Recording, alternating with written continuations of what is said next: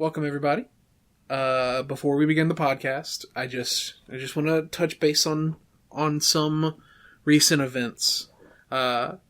As you know, the world is kind of on fire.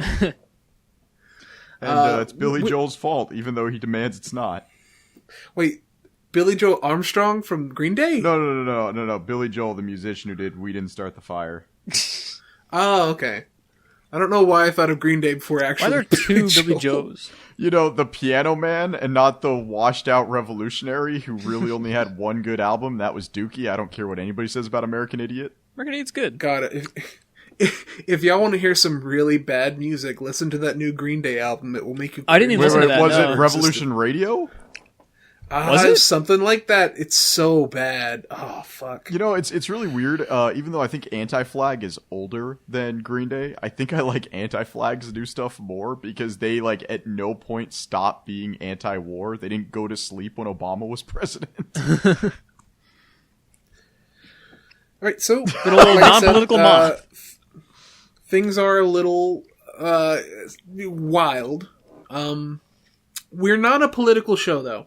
Like, me and Frog, we're very political people. You can, if you want to know our opinions on what's going on, you can follow us on Twitter. Links will be in the description, as always. But this show is an entertainment show. When we're not here to, like, make everything all sad and bleak. We're here to talk about our testicles. But I do want to say, if you're out there in any way, stay safe. If you're in a bad place, like, try your best to hunker down or get out of it. And regardless of your opinion on what's going on, I want to just let y'all know, Itch.io, if you've never heard of it, has a bundle you can buy right now. This episode will go live on the 13th of June, and it will be available until the 15th. So you have 2 days. 2 days. That's all you got. There's a game on there called Switch and Shoot. It's pretty based. You can beat my 1290 score. I'll give you a thumbs up on Twitter. I'll give you the thumbsity-upsity. Yeah. 700 plus games, $5. Supports, it supports things you may not agree with, but it's also only $5. So if you don't agree with it, you can just get it and pretend you're dabbing on the minorities. Yeah. I'm so rich I can throw money at you to support your silly cause. That's what you can tell yourself while you're playing 700 games. Moth bought it like 700 times just to disrespect them more. Yeah. What? And with that somber note, this is the We Hate Virility podcast. I'm your host, Big Ball Mike. Joining me as always is reproduces via eggs and good old Frog Boy. I mean, the eggs is new to me, but I mean, I'll take it, I guess. You're Frog. He calls them his kidney stones. And also with me is worried about his ball sack Mothman. You know, you really came off as Tina, like Tina Belcher right there, Mike. This time worrying about his glutes, which he really shouldn't have to. No, all right then. But let's just clear some air real quick, because it's something I've never talked about. My ass has a speech impediment. You cunt. I think we have talked about that several times before. Yeah, I have you just heard it right there. A speech impediment, and I've had it since, like, when I was a kid. In fact, that's why I talk without my accent, because in 6th grade I did speech therapy. Oh, nice.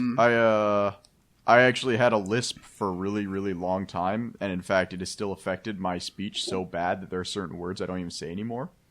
Like, when you're speaking about dates, I will say the 5th, I will say the 7th, but I will not say the word between the two. Oh, all right. Like, but yeah, I have a lisp. It really only comes out when I'm anxious. But if you ever hear me go or pause between speaking, it's because I'm having a moment. If you say you're gay. That's what it means. Yeah. Well, I am. It is Pride Month, and I do take pride in how gay I am. I'm a contrarian, so this month, like from June 1st to June 31st or June 30th, however long this month is, I am not only 100% straight, like I am 100% anti-everything but tomboy supremacy. Like, tomboy with trad Christian male supremacy. I would make the joke that this is the month where Moth only has sex missionary style, but that's every month for him. Actually, I'm really lazy. I prefer cowgirl, if I'm being 100% honest.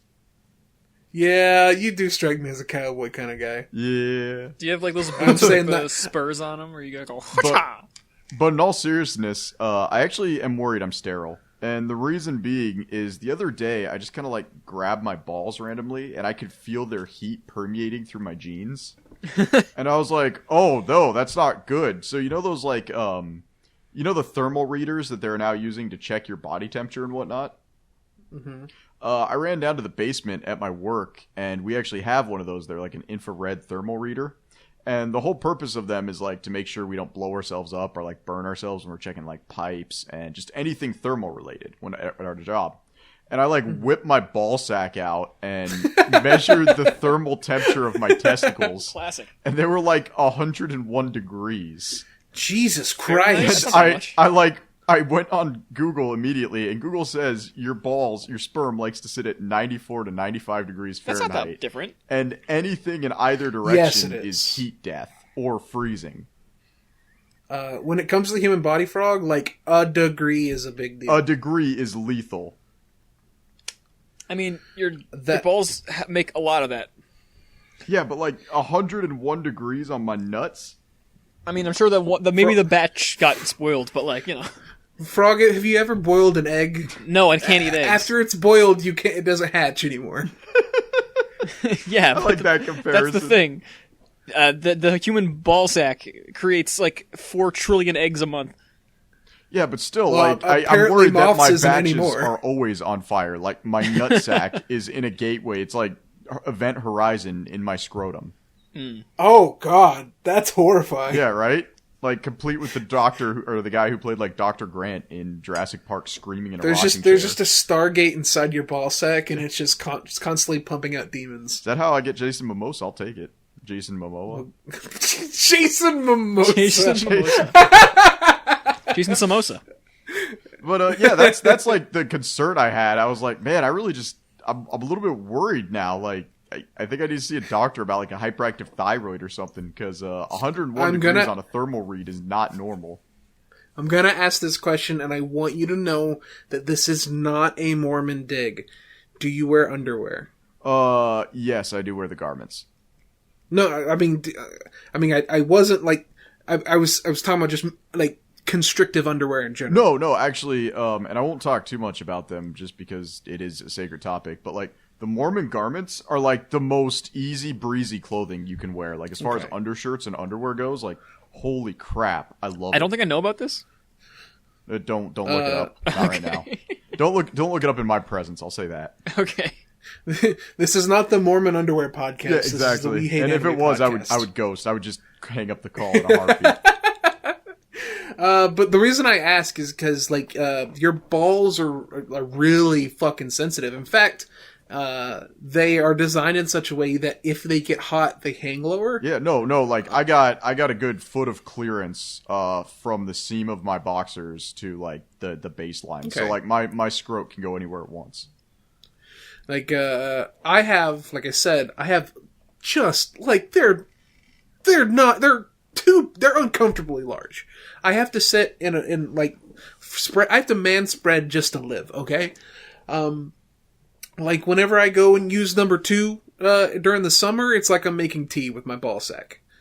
And I've learned just from that. Like, I have old man testicles. I'm just, like, sitting here imagining a tea bag, and I'm like, all right, I get it. One day, once we close the divide between all 3 of us, I will let you hold my ball sack.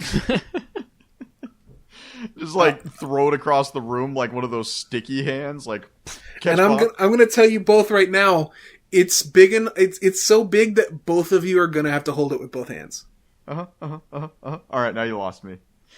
But yeah, I really wanted to get that out of the way. Like, I'm sitting here panicking to myself that I might be sterile now because like my balls are overheated, and I'm like, okay, well, this is my life. This is I mean, look at the bright side. You know, if you become sterile. You will no longer have to worry about, like, jungle messed up fuck sex impregnating your wife 3 times over. I mean, I kind of like the idea of one day having kids. Just gonna say that. I mean, yeah, but like with the modern science, you don't even need semen to make kids anymore. You absolutely do. What are you talking about?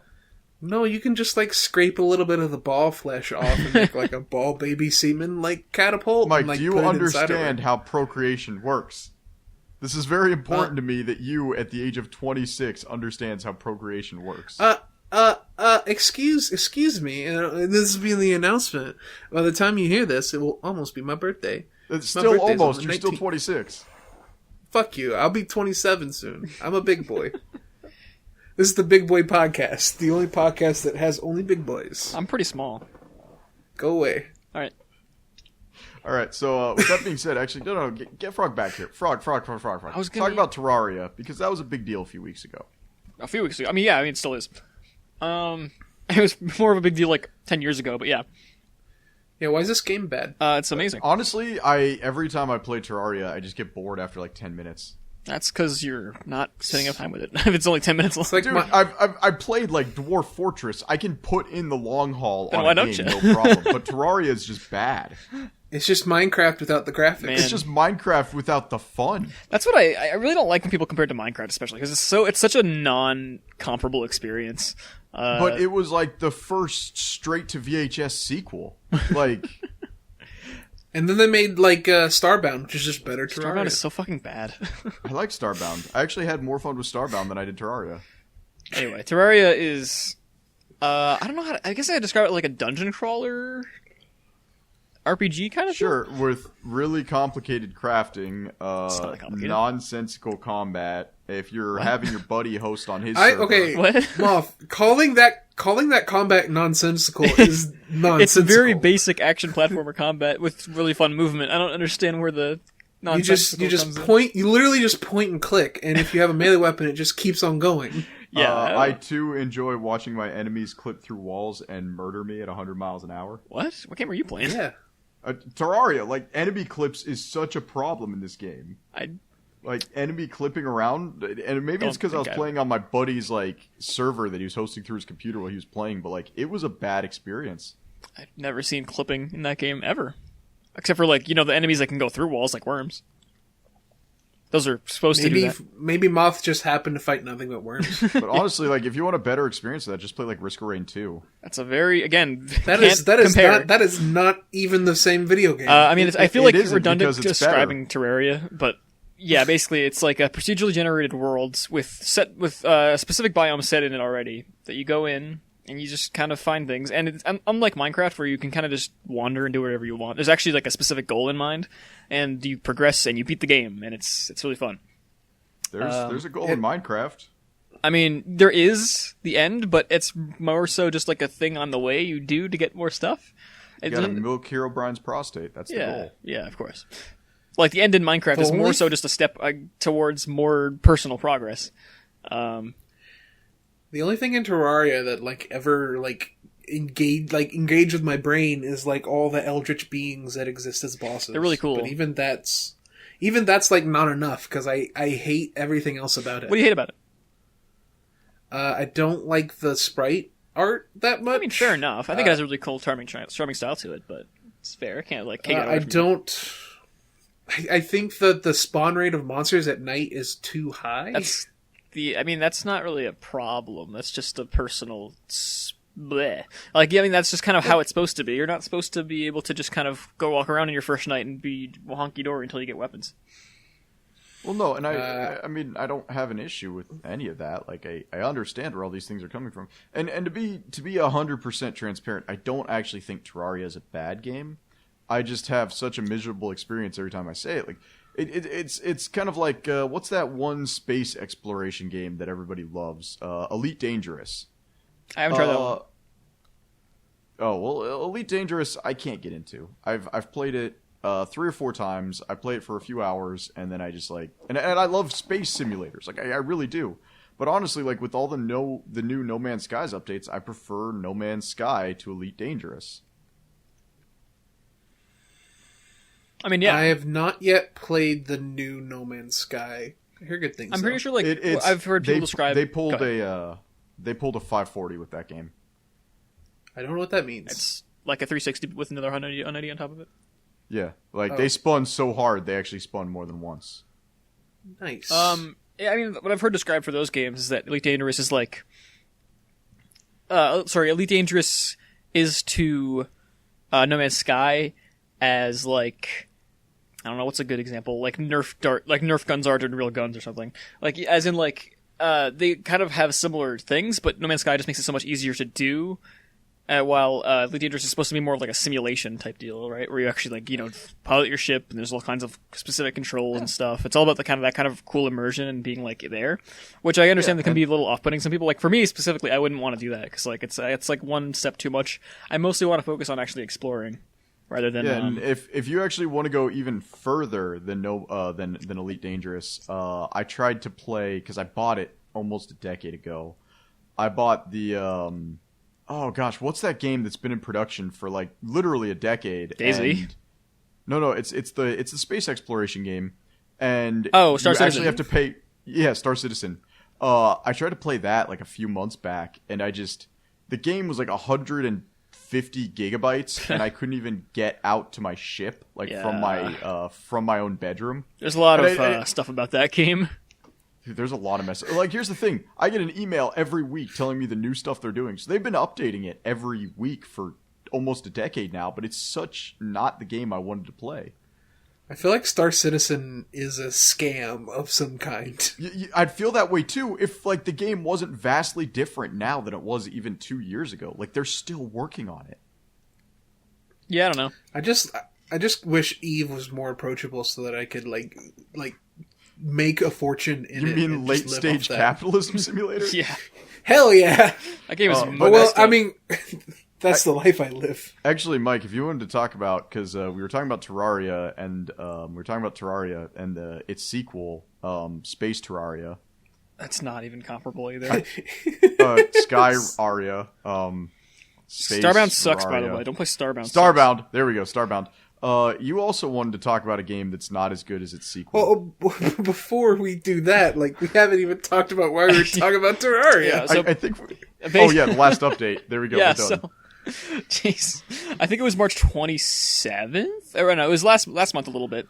Late last month. 1.4, the update for Terraria came out, called Journey's End, I believe it was, and is the final update for Terraria after like I think a decade in development, which is insane. Like, I don't know, man. Like, it's kind of crazy that they even still worked on the game up to this point, right? All for free too, all the free updates, and the game is still like $15. And it's I think it's like only 87 megabytes. No, the game is still tiny. It's like 3 gigs total, I think. No, it's not even a gig. I'm gonna check my folder right now, but yeah, man, it's just a really good game. And here's the thing, right? These aren't like small updates either. Like the last update, I think added like 800 something items. Like, there's so much to dig into the game. There always has been, but now there's just even more. And now you can just look at it all and play it all, and it's very fun. I guess actually, I'm checking my. Yeah, you're right, Moth. It's only 325 megabytes. Yeah, it's not a big game. So all that, which is Christ. hundreds of hours of content, picked into like a couple of megabytes. So, I guess that justifies the poo-poo sprite art. I mean, I think it's pretty good. I mean, you can prefer what you want. I mean, and to be fair, I'm the kind of guy who will still like vouch for Mountain Blade, and that game looks like hot ass. Yeah. I mean, I think it has a really nice look to it. I feel like maybe Bannerlord looks nice now, but like Mountain Blade has always been like the most ass in a bag game where you can't even tell Middle Easterners apart from Vikings. Yeah. So yeah, go play Terraria 1.4. Give it the last hurrah. Give it the last playthrough you want to give it if you haven't played it in a while. It's great fun. Yep. And Mike, games not as good as their sequels. Go Persona 3. I mean, I can't even respond to that. Persona 3. So I have been playing. I've not watched like any anime. We Hate Anime podcast, the only podcast that will not talk about anime. Refuse. All I've been watching is Tower of God and My Life is a Villainess. Like, that's all that's been going on this week. I'm sorry to hear that. I hope it's not terminal. Trash and garbage. I like Tower of God, thank you. Why? So Because it's a feel-good, relaxing shonen about friendship. And sometimes, Frog. So is especially every these times, shonen. I No, don't that's the know thing. if you Like, saw here's it. the thing. I will not handle people cynically crapping on shonen anymore because, like, at the end of the day, No, I like is shonen. still the genre where you can sit down and feel good after watching an episode. I've never been I a detractor of shonen. I just acknowledge that they're not like all amazing or anything. But I love shonen. Feel good positivity. Exactly, like, sure. You need that sometimes. That's fine, but do a good one. I'm the only person I know in the anime community that actively despises shonen. No, you're Yeah, the because only you're a one. miserable person. Yeah, that's besides the point. I mean, you like Chainsaw Man? Yeah, Chainsaw Man's Yeah, a shonen. but like Chainsaw Man is different. Yeah, it is different. No, It's not. you can't say that because Mob Psycho is technically a shonen. And you like I that? think people who mostly consider that one as It's seinen. different too. No.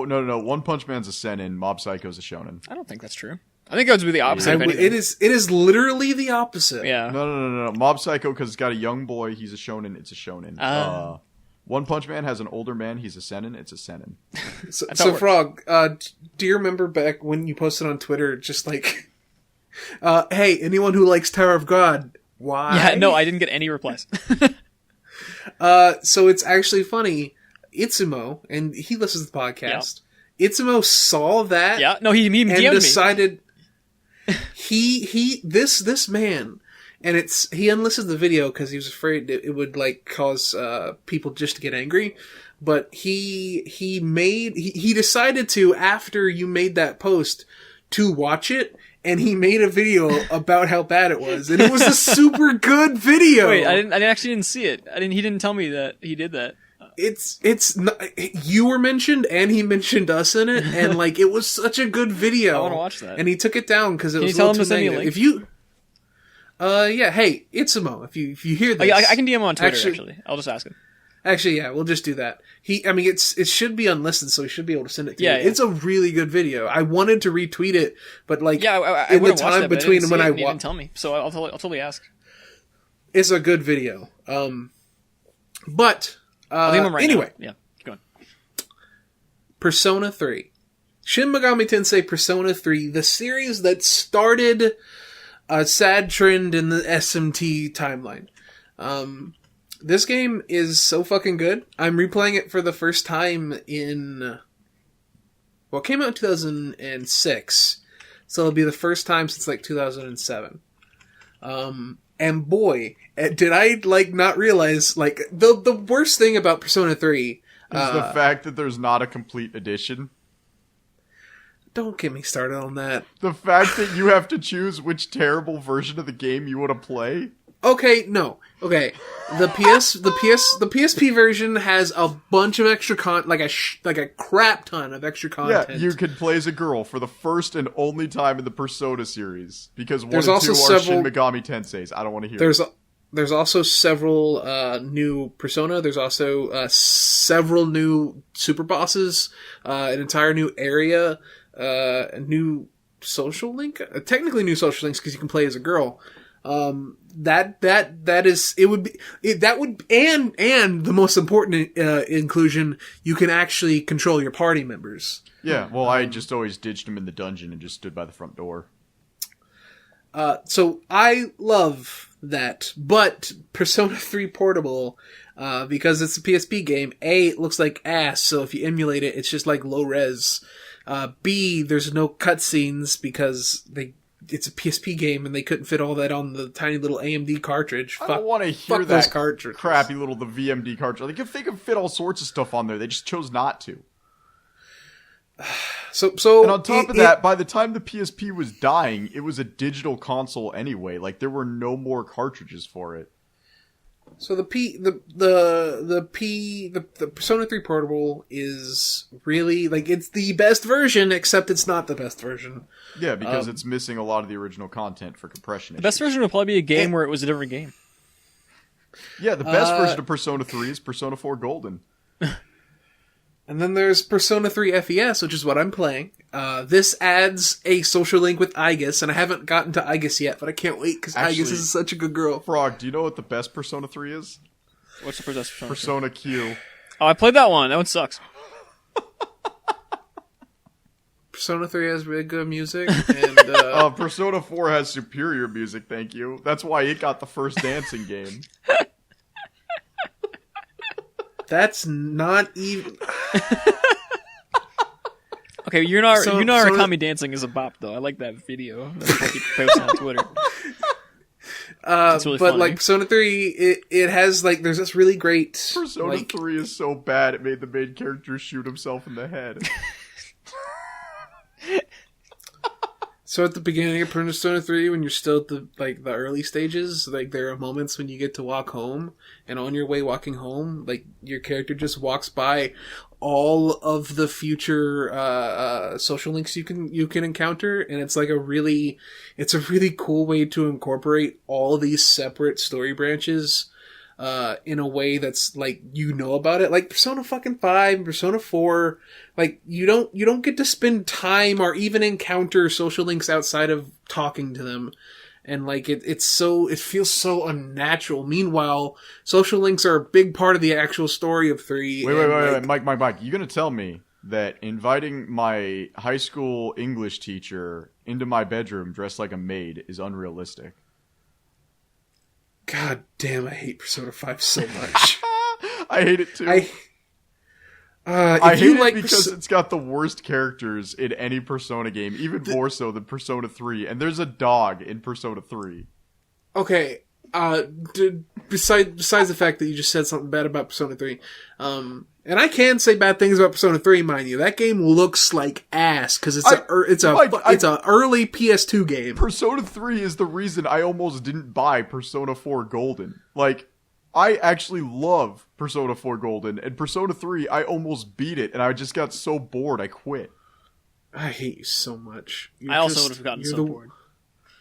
I've argued with white nationalists and like edgy anime avatars, and you might be the worst person I know. Hey, is Persona Q bad, or am I just do I just Persona Q, if you don't like Etrian Odyssey and Persona, you're not gonna like. I didn't like Persona Q because I had to mash A for like half an hour before I had to play. Well, that's pretty much any visual novel. Okay, yeah, I mean... In fact, most visual novels, you have to continue to press Is Persona A considered a visual novel? It's a life sim. No, it's very much a visual novel RPG. God, that's even worse. What the hell? Why would I waste my time with that?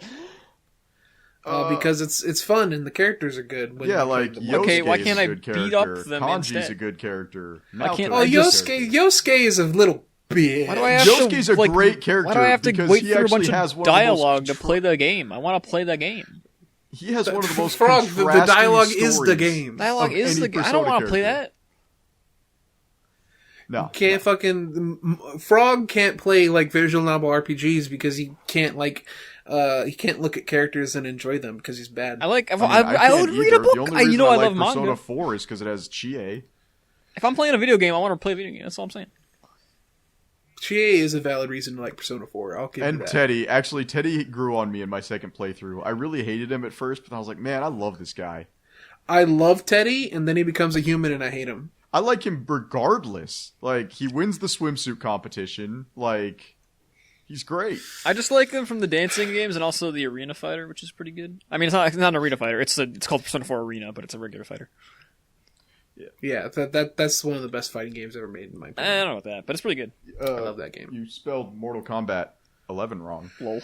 So yeah, Persona 3 FES is a really good game, and whenever I beat it and cry, I might talk about it again on the podcast. What's the 'cause FES that stand game's for? really emotional. Like that game's fuck. I don't want to play more because then I gotta watch fucking Chidori die again. Got him. Fuck. Is Chidori the main character? No, Chidori Chidori's is the thing that girl Sasuke uses when he wants to go, wah! Oh yeah, it's that lightning attack. Mm-hmm. Wait, you have a Chidori lightning is- attack that dies in this game? That's crazy. Chidori is the goth Alita chick that Junpei falls in love with. Let me see here. Chidori, Persona... What did I tell you about using search bar during the podcast? That's the reason the last episode was almost fucked. Of course she's gonna die. She has a sword in her head. fucking hate you so much. So God. Like, her entire character design says, I'm going to die. It's like, oh, literally, if she trips and falls, she's gonna die. She's gonna break her spine on her shoe collars. Our docket's all out of order, and fuck. Like, she is a health hazard. If she showed up at an OSHA convention, they would arrest her on the spot. Great. You're the reason why I sweat at night. Sweat at night? So I'm gonna go ahead and knock out 2 of my points at once because I was having like fever dreams in the last 2 weeks. MMOs. You and Frog do not play MMOs. I've played like I had this a bit of Terra. That's about it. Well, I had this really weird point in my life where my parents never wanted to pay for me to have MMOs, which is how you did it as a kid when you didn't have a job. And so I actually missed out on World of Warcraft. I missed out on Final Fantasy XI. And I only got to play my favorite MMO, Tabula Rasa, for like a month because I think you got 60 days of it for free and then you had to pay for it. So I played it for 2 months, and then I couldn't play it anymore after that because I had to pay. But the last time I heard anyone bring up Tabula Rasa, it was an X-Play video when I was like 4. You know what? Tabula Rasa is phenomenal, and I'll fight you on that one. I didn't say it was bad. I said the last time you awoke in like childhood memories of Adam Sessler drinking and Morgan Webb. God, but Tabula Rasa is like the only MMO I ever played where killing enemies made sense because as you like would kill the random patrols of enemies, more would start drop shipping on you, and it got to the point where you either had to leave or die because they just started dropping entire strike forces on you. Leave or perish. Yeah, basically, like that's how Tabula Rasa played, and it actually forced you as a community to work together with other players because it was like, hey, so you can't get to the city because this moron player just dropped an entire mob on the city, so now you guys got to clear out the city before you can complete your quest. And it sounds tedious, but the gunplay was so much fun that it wasn't. And so I was really, really sad when I want to say, not Warframe, but there was another MMO that was Planetside? No, not Warframe. There's another MMO that was looking to do something very similar. No, not Planetside. I can't remember. Mag? I can't remember what it is right now. Well, there was the Resistance that tried to do that as well, and that failed. But going to what I actually want to talk about, Family Guy Online. Oh yeah, I wasn't okay. I cannot find anything on this game. This is what I've been able to piece together after weeks of YouTube videos, Wikipedia rabbit holes, PC Gamer news articles. Like, I cannot for the life of me, and I can't actually figure out what's rumor and what's true. Like, I've cross-referenced screenshots with what people have said. This game is an enigma. And so, effectively, Fox Studios didn't want to give the license to Family Guy because Family Guy was writing checks in 2012. It got the Cleveland Show spinoff. It gave Seth MacFarlane the ability to do American Dad, which I actually like more than Family Guy. It basically like was opening the way for crappy animated Seamouth sitcoms. And so Fox didn't want to give the rights to anybody else to make the game. So Fox Studios actually like put together a programming team to make the game. And the game was scheduled for a closed beta in April, and it was a browser MMO. And at the start of the game, 4 of the 5 classes were immediately available. You had the Peter Griffin tank. You had the Lois Griffin healer. Wait, this is like a combat RPG? Yeah, no, it's a combat MMO. What? You had you could play as a father, which was with the Peter class, and those were the tanks. You could play as the mother class, which was the Lois class. Those were the healers. The teenagers, which were Meg and what's his name, Chris. Those were the debuff Warlock classes. And then the Stewie was considered the DPS class, like the ranged DPS class. And what happened is Brian, the dog class, wasn't actually unlocked. You either had to pay $20 for the opening, because it was a free MMO. You had to pay $20 for the welcome package, which got him right away. Or you had to log in 6 days in a row to unlock the dog class. And the dog class had access to everybody else's skill tree. So anybody who actually played the game pretty much played as a dog class because it was open. Like, it was the best class. Yeah. And basically, the amount of one-time logins that game had per like active player base was astronomical. Like people would log in once, play for an hour, and never log in again. Think about it, like MMO players, the reason stuff like World of Warcraft, Final Fantasy XIV, that stuff is so popular is because it appeals to the weak nerds that have a lot of time on their hand. They're like, hey, I want to be the strong epic character in this fan. I want to be the isekai. Hit me with the van. Someone should tell lonely nerds that there's better ways to use their time. There isn't. Absolutely not. They pour money into Final Fantasy XIV. And it's really funny because I actually see these people. Like I was playing Final Fantasy XIV the other day because I play a heal slut. I play a Yu-Gi-Oh dueler, and I actually just like this weird disconnect when you can physically feel in a Discord call that you're the most attractive guy in the room. And, like, you want to talk about Mike's speech impediment. Like, Mike's speech impediment is nothing compared to the average, like, guild leader in Final Fantasy XIV. Oh, I believe it. And it's like, oh, gosh, MMO guilds. Like, Final Fantasy XIV, I made a tweet when I first started Twitter. Where Yeah. You know, yeah, like, the most difficult thing in Final Fantasy XIV is to find a guild where there isn't some, like, weird incestual hierarchy where all the guild leaders ERP together. Like, I'm not even kidding either. Like, I know. Boss, the boss... The life cycle of FF14 free companies is... people that like to talk sexual with each other decide to get together and make a group, and then at some point, once it reaches either 100 or 10,000 people, critical mass, the three people that started it, one of them they'll cheat on each other ERP style, and it will, like, I was part of a free company for forever, and I wasn't that active in it, and I just logged in one day and it was gone, and I was like, okay. Yeah, and that's like what happened. So it's incredible. It's really awkward to play Final Fantasy XIV with anybody but my veteran friends, like all of which are just like they're all married and they're all chill. Like if you get a bunch of like actual married people, it's okay to play Final Fantasy XIV. You don't. A lot of the times, just, you like, could just say normal horny people. They don't have to be married. No. Like it's just a bunch of like horny, lonely high school to college age kids, and the amount of like grooming that goes on in these free companies blows my mind. That's MMOs. I mean, No, you were telling internet. about it like Gaia Online or whatever. Oh man, that's like my social grooming platform. Yeah, Woo! exactly. I got so many free gifts through that. I loved it. Nice. Just for posting nitpicks. Nope, not even. Just like for just letting people talk to me about their weird expectations of me, and I would get like the free Gaia gifts every month. It was great. But Nope. no, but like my first free company when I started playing Final Fantasy XIV, like everybody knows I have a wife. Like I wear my wife like a badge of honor because I love that woman so much. But like everybody knows I have a wife. There's no question I have a wife. And like I told my free company that, and like this girl would just like message me. We'd be in the middle of a raid and I'd be healing her stupid tanking ass, and she'd be like, "Nuzzles you, thanks for the heals." I'm like, please just focus on Shiva. Please. She has like 3 forms. We have to focus on Shiva. And then like we would get out of the raid. She'd be like, "Hey, I got some drops. You want to trade?" Which is stupid because you can't trade drops after the need and greed rolls. Right. She's like, "Can you come back to my room?" And like I'd go back to the room. She's just like DMing me, and I'm like, "All right, I'm married. I'm out." And like I hate it so much. Why can't people just be normal?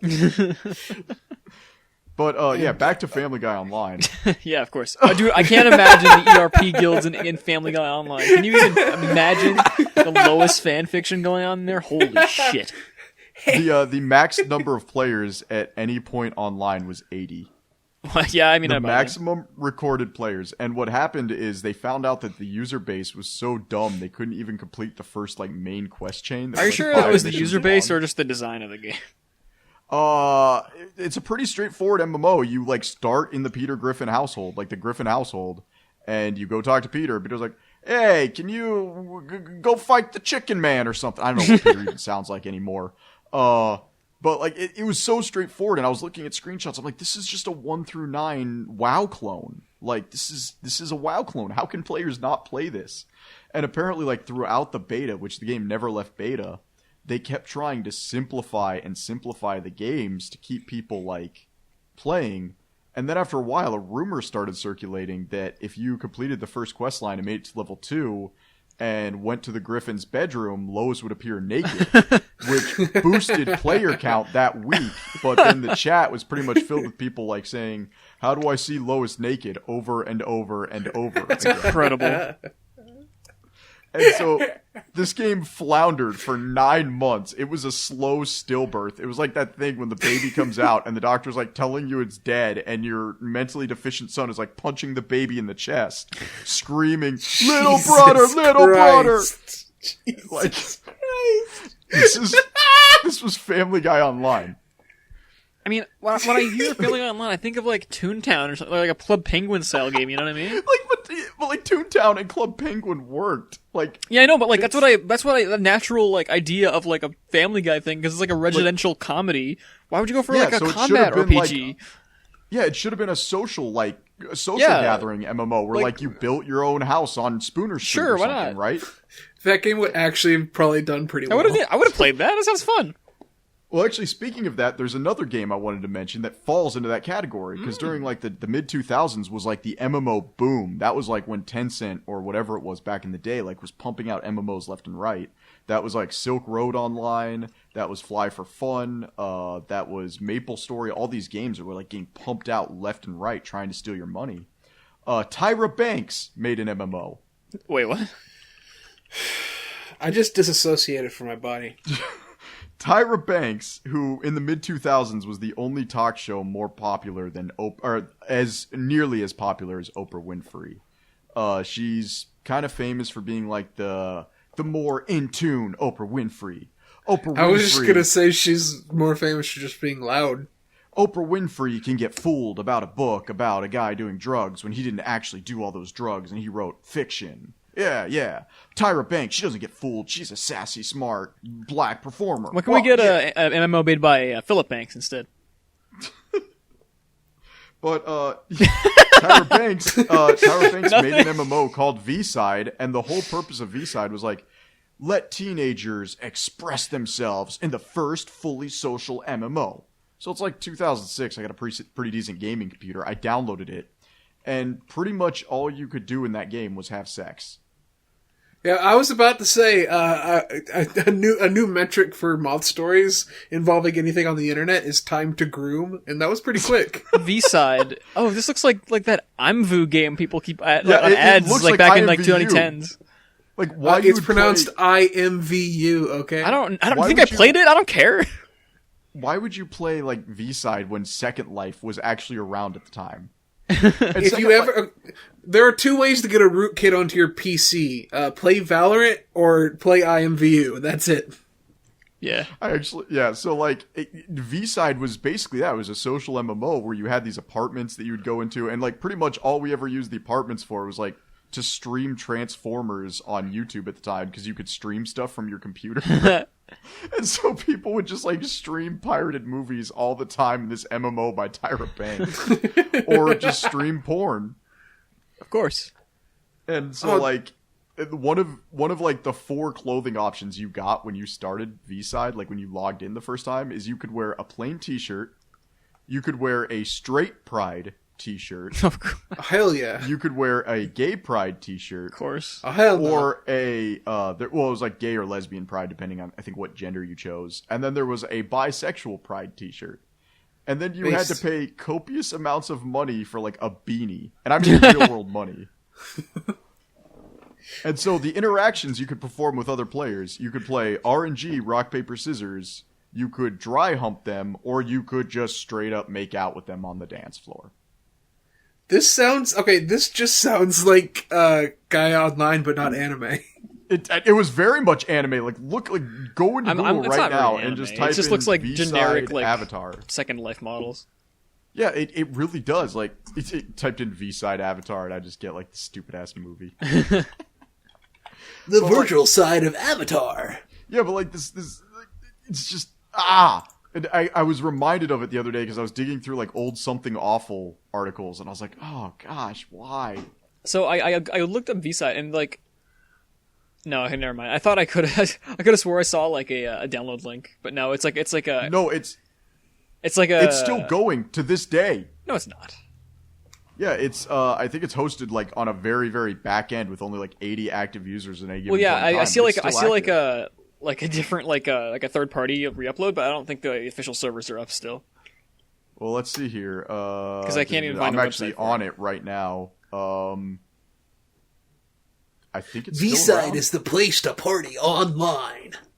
Yeah, like Holy shit, It's this is released like- in 2006. It doesn't have a. Well, actually, yeah, you're It right. It doesn't have a doesn't say close. there's a closing time. Hang on, wait. It was acquired in 2009, and it is still going. No way. Holy shit! We gotta have a streamer We're gonna play have our this. first meetup in V-Side. We should stream playing this. That'd be so much fun. All right, all right, everybody. We're gonna set up times. Follow our social medias. Whenever you show up, make sure you're wearing the white pride shirt. Otherwise, we're not gonna know who you are. Oh, it gets better. So the guys who made V-Side, their not discography, but their portfolio, and this just goes from like good to what the hell happened. Tribes 2 in 2001, Marvel's What? Last Gold, Quest for Saddam, which is a first-person shooter where you go and you kill Iraqi soldiers. Oh boy. Wildlife Tycoon, Quest for Bush. Okay. That better be a sex game and not like a fucking killing President Bush game. No, it's actually for killing President Bush. Jesus Christ! Had a bit of a They political made a stint, game didn't where they? you kill Saddam Hussein. The company got acquired by Iraq, and they made Quest for Bush. Ultimate Duck Hunting in 2005, V-Side in 2006, Blockland in 2007, I know that one. Hang Venture on. Arctic in 2007, BoneTown in 2008, which was then followed by Penny Arcade Adventures in 2000. Oh my god! Oh my god! Wait, Penny Arcade, what? Holy shit! Holy shit! I'm like, my life is flashing before my eyes. There's no What way. the fuck? I don't even want to Google Quest for Bush right now. Wait, I'm looking this up. Oh my god, these Quest people. for Bush speedrun.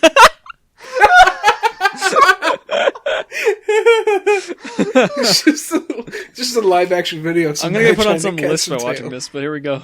It's just like some dude in Florida just like running around angrily. Okay, Like, where is he? This can't show up on the podcast, obviously, but I need you guys to see this menu screen. This is incredible. Hang on. Is it the one where there's like handcuffs? Yeah, and, like, yeah. Here it is in prediction chat. Oh my Night god. of Bush capturing.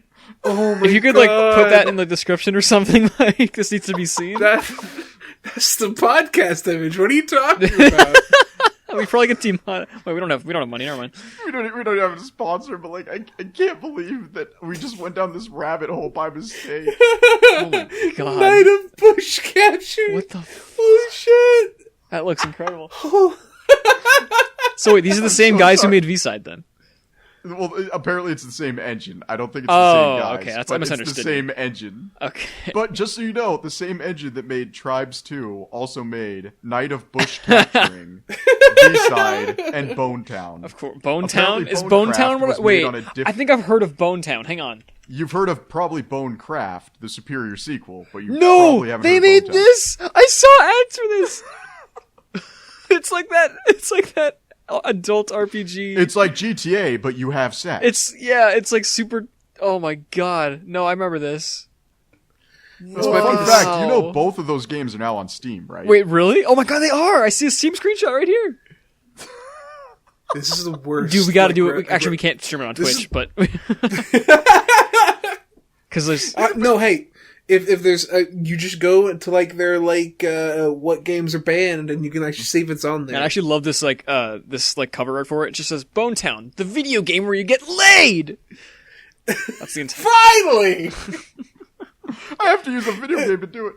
So like we'll just ignore like everything Illusion has ever God, made, it's and we'll just so play this American game. And it's so like non like arousing at all. Like look at these. Look at this. Oh, God. Like no, it's Look at this. oh my god, It's like the most like appalling Black thing. Goku. Anyway, yeah. Yeah. All right, that's. I wanted to talk about MMOs, and I just ruined the entire No, I episode. think you made the entire episode. That was great.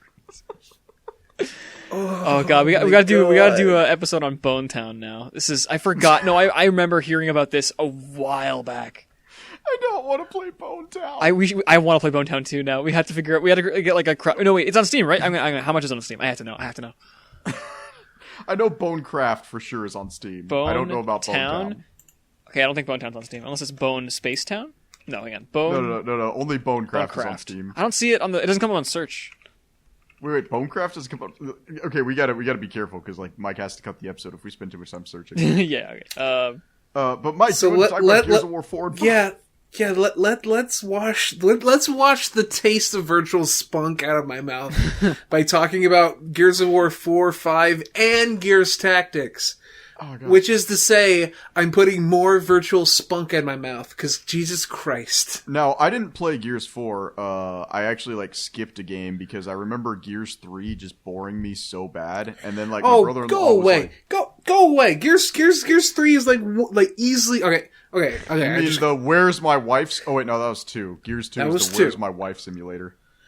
I am a massive... Because... In the Xbox 360 and PS3 generation, I was an Xbox 360 kid, but I also didn't have any friends. So the games I played the most were single-player, games that had single-player stories. Yeah, so, my friend... the superior single-player game, Lost Planet. I can't even argue with you, man. Just you gotta stop. You gotta stop this. You gotta Lost go Planet away. 1 and 2 were phenomenal games, and we both know it. Lost Planet 2 isn't even it's a multiplayer, fucking... Okay, I gotta calm down. My blood pressure's rising. Yeah, but in Lost Planet 2 can you kill a monster from the inside by forcing it to eat you. Actually, you do that in Gears of War 2. That's what I said. Oh, yeah, you do. You actually do crawl inside the worm. You're right. Anyway, Gears of War. I'm a massive Gears of War fan. I love, the world is really well made. The lore is really interesting. I've read Gears of War books. I love it. It's also, edgy, dumb bullshit. Every game was an album cover.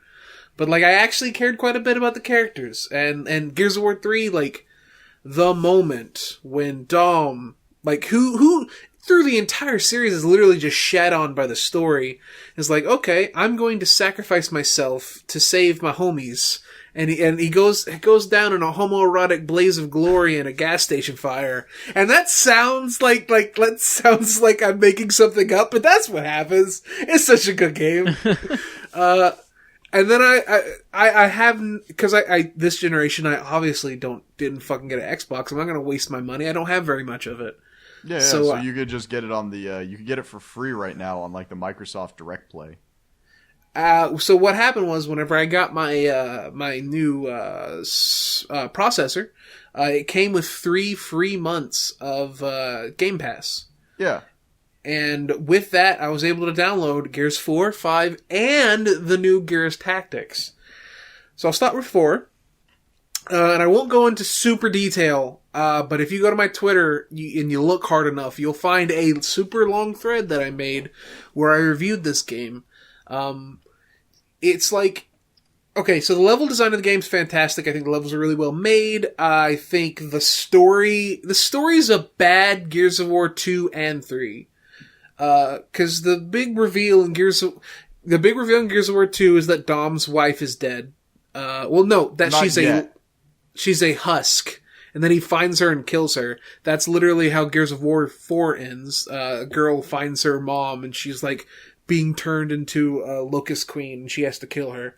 And honestly, why she had to kill her is beyond me because I can't think of a better fate, but whatever. Jesus Christ. And then the Gears of War 4 also reveals at the end that humans were the Locust all along, which is how Gears of War 3 ends. So, it's literally a rehash of the biggest story points from 2 and 3. Well, that was what we got with the Star Wars trilogy, the new trilogy. And I where don't like Episode 7 is just a rehash of Episode 4. Okay, this is not this is not a conversation about those movies. I don't like those movies. Okay. But it looks great. The story's bad. The gameplay's still fun, but the campaign, all the new enemy types, all are like conceptually cool because they're like Gears of War is a cover-based shooter, and all the new enemy types force you to get out of cover, which is a really good way to like toss up the gameplay. Except all of those enemies that get you out of cover are also horrible bullet sponges. So you'll empty clip after clip after clip. Even heavy ammo takes multiple shots into these these enemies, and they just don't die. And they all have mechanics that like punish you. Like there's the Snatcher that will like down you in a single hit and then pick you up and carry you off the stage. And if you're like AI teammates who are all your garbage, actual teammates. Yeah, but like who has friends to play video games with? But your AI teammates, which are all bad because AI is bad, will just let you get carried off while they're fighting the other enemies, and you're just sitting and you're watching the thing slowly shuffle away because it has to be kind of fair, and you're like, what the? Just go! Just save me! It's so fucking bad. And then like the entire game ends with like this segment where you're in a giant mech and it sounds cool, except it's slow and boring, and you fight the worst boss twice, which is a fucking Swarmac, which is basically just it's a Brumac from the original series, which are the coolest monsters. They're literally giant T-Rexes with guns on their arms and a cannon on their back. Super fucking awesome. But the Swarmac is that, except, you can't damage it normally. You have to, like, make it, like, grow pimples, and you have to pop the pimples, and popping the pimples does a lot of damage to them. It fucking sucks. And then the last boss is literally, like, all those new bullet sponge enemies that I was talking about. The last boss is literally all of them combined into a single giant awful enemy. So what's more fun? Fuck. That boss or popping pimples in real life? Popping pimples feels good. So Dude, that. have you ever got one of the ones like where you're using a needle and you just like, okay, I got this, and you just gently press the needle in, and suddenly the needle goes like a foot into your body, and you're like, oh no. No. You Okay, should not be popping needles with sharp things. That unless you're like disinfecting it with heat. Not a good idea. I pee on it. Cool. That's not going to disinfect it. That's Sterile. Well, actually, pee is sterile. Yeah, eat a dick. But yeah, Gears of War 4 is fucking like. It's really fun to play though. If you're a Gears of War fan, Honestly, I would say skip Gears 4, go to Gears 5. And Gears 5, I haven't gotten to play much of because... I'm going to tell you right now, Gears 5 is a train wreck because I can see a good game in it, but it's not there. Go ahead. Whenever I boot up Gears 5, all the textures are muddy and awful. And Yeah. I That spent PC port is hot garbage, and they never fixed it. I spent 2.5 hours tweaking all the settings, and the setting, it's so fucking bad. Like, there's no, like... But on the bright side, we got So Gears Pop coming out, boys. Funko Let's Pop go! And then there's Gears Tactics, which is, because I can't say anything about Gears 5, because all I did was mess with sliders for 2 hours. Gears 5 is a bunch of really good ideas, poorly executed, and the only redeeming factor is that Coltrane is still insane. Gotta love Coltrane. And that Barrett is trying to have sex with his AI. Which is really weird, because Gears 4, like, okay, you probably don't remember, but in Gears 3, they introduced this, like, there's the Gears universe of Samoans are like a big part of the culture. I don't remember what their actual race is, but there's a girl one. Pacific Islanders? Yeah, basically. But there's a female one with like dreads, and she's a really cool sniper in Gears of War 3. And Gears of War 4 establishes her as being like married to Baird, and then 5 opens up and he's like trying to fuck his AI, and it's really weird. I love it though. I think that I could end up liking 5 if I could find out how to get it to run.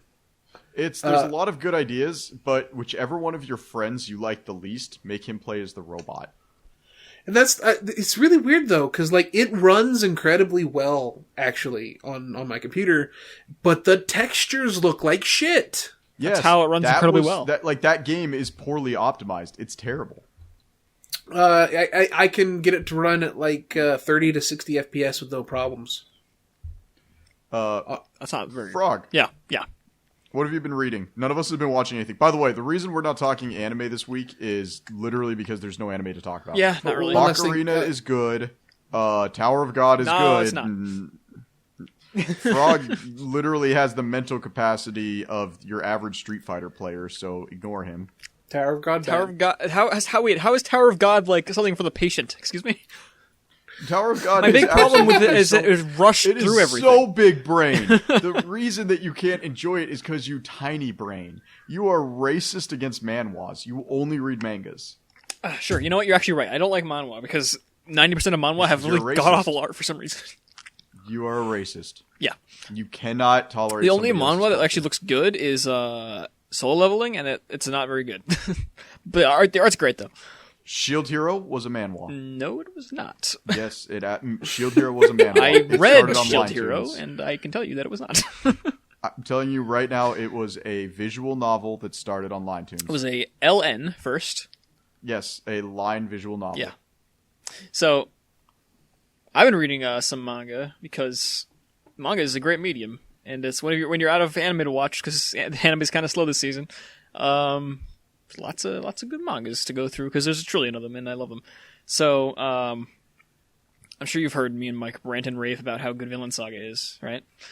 Yeah, I mean, I wasn't into it. The first episode was so boring. I just don't even have the patience. I don't to understand do the that. second Okay, episode. then you call me that's impatient for awful. not watching Tower of God. But anyway, whatever. I digress. Tower of God is good. It starts with a crocodile. I really think you'd enjoy If Vinland Saga. You should Saga get- had a crocodile. It has some other stuff. I think you might enjoy Vinland Saga if you get past the first bit, honestly.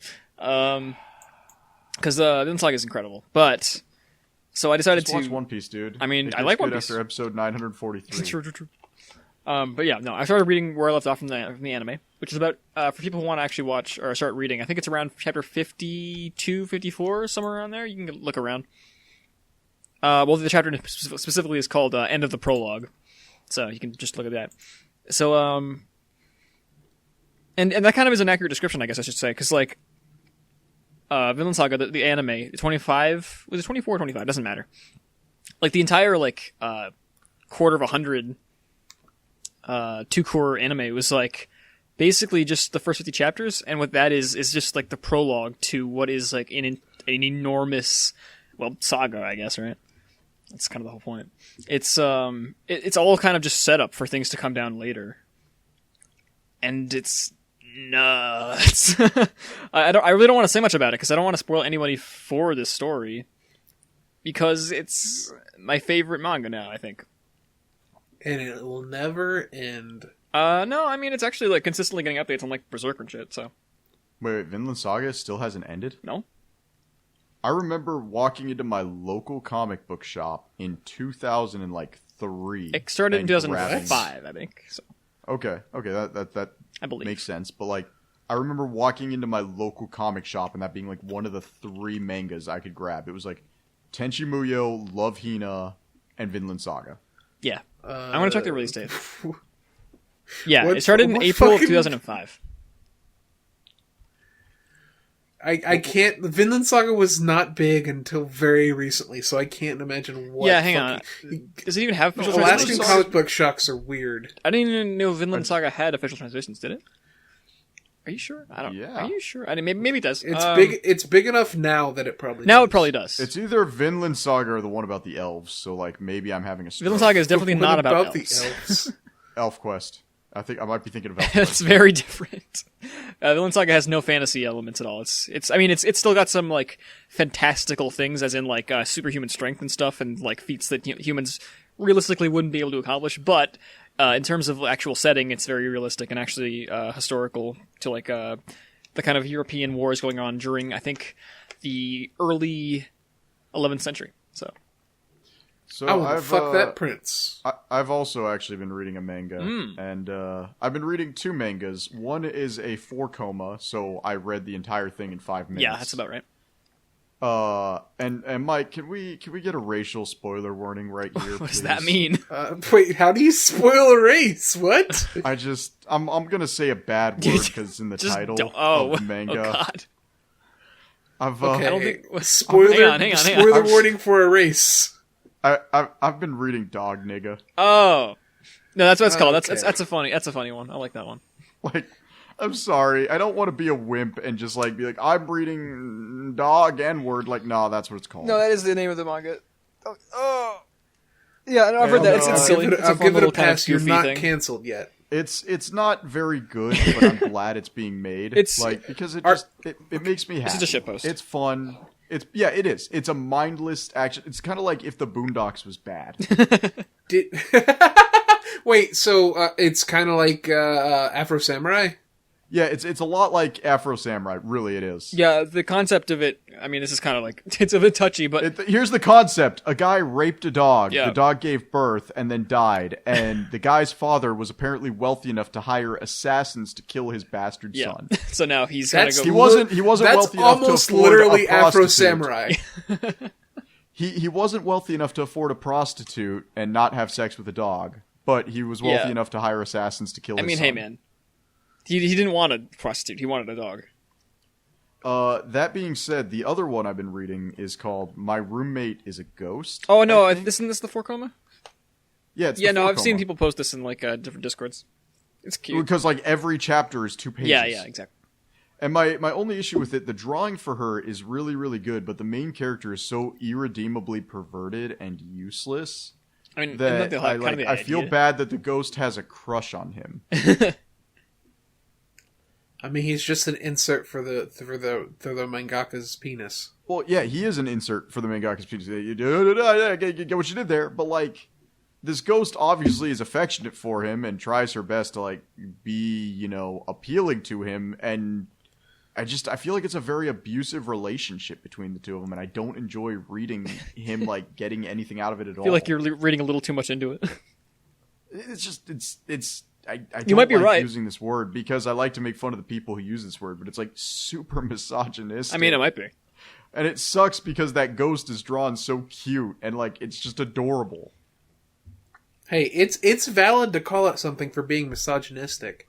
I just hate that word. We though, are because on your people side. with septum piercings have ruined the meaning for that word. I mean, yeah.